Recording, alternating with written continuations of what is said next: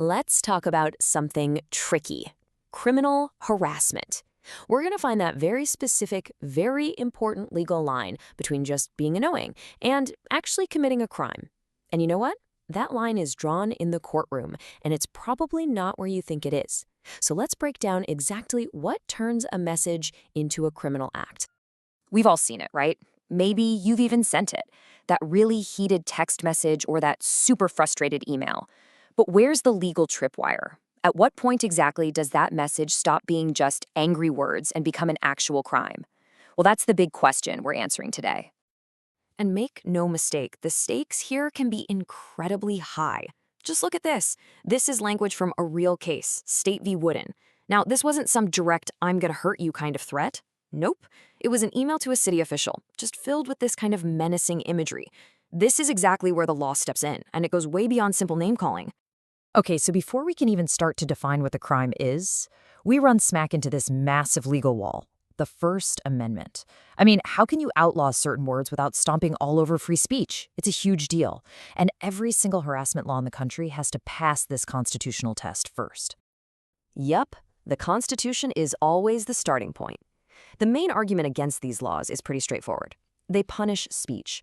So how on earth do they survive that challenge? Well, it all comes down to defeating two key legal attacks. The first challenge is claiming a law is overbroad. Think of it like this. You're using a giant fishing net that's supposed to catch tuna, but it's also scooping up dolphins and turtles. An overbroad law punishes protected speech, like having an unpopular opinion, right along with illegal harassment. The second challenge is to say a law is vague. That just means it's so poorly written that a normal person can't figure out what's illegal and what's not, which gives way too much power to the police to decide for themselves. So, how do these laws actually hold up in court? Well, judges consistently uphold them for a few key reasons. First, and this is a big one, they argue the laws don't regulate speech, they regulate conduct.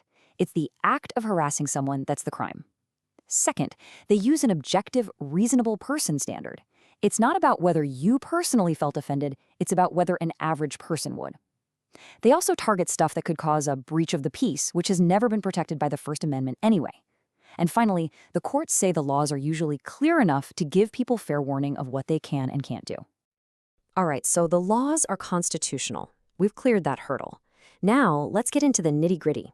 If you're a prosecutor trying to convict someone of harassment, what are the exact legal ingredients you have to prove beyond a reasonable doubt?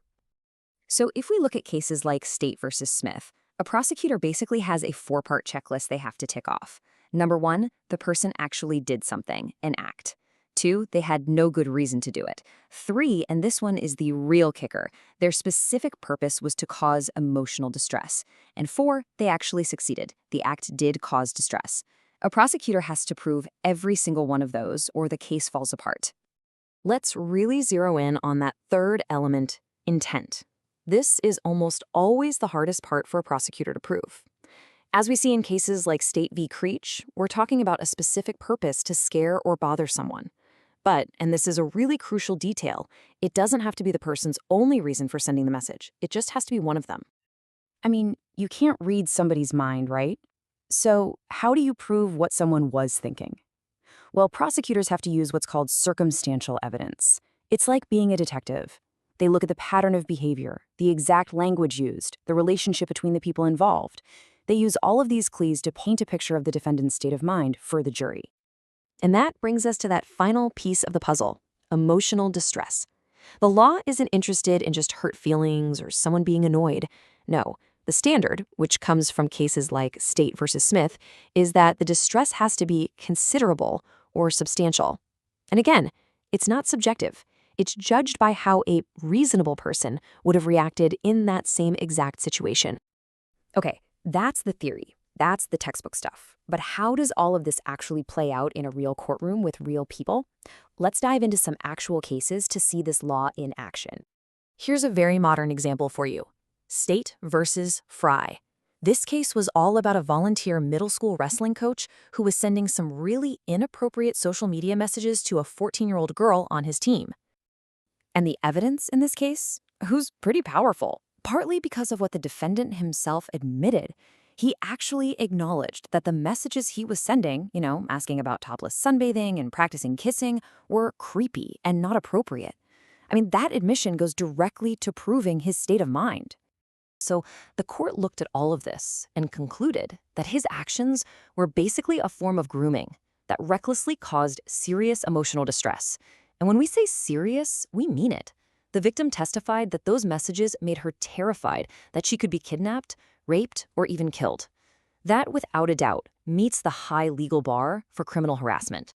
And if you look at these cases together, you really see just how varied harassment can be. In Wooden, it was a threatening email that created a fear of harm without ever saying, "I'll hurt you." In Fry, it was creepy social media messages causing deep emotional trauma. And in Smith, it was an in-person confrontation that led to documented anxiety and depression. See? 3 totally different methods, but they all led to the exact same criminal conviction. And the law's reach here is actually surprisingly wide. For instance, courts have ruled that something as simple as leaving 2 or more messages on an answering machine can be enough.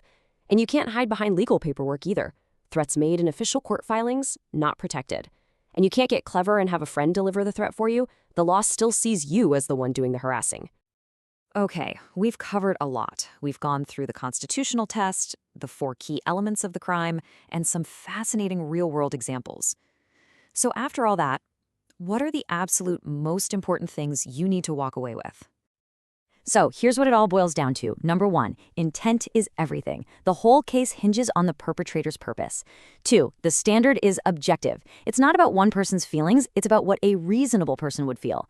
3, context is king. The circumstances surrounding the act are absolutely critical. And finally, remember that email about the sawed-off shotgun? You don't need a direct threat. Just creating a reasonable fear of harm is more than enough to make it a crime.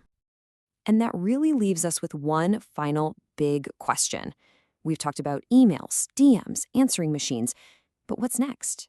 As technology gives us things like virtual reality and AI-driven communication, how is the law going to keep up? Redrawing that line between free speech and criminal harassment? Well, that's a challenge that is definitely not going away anytime soon.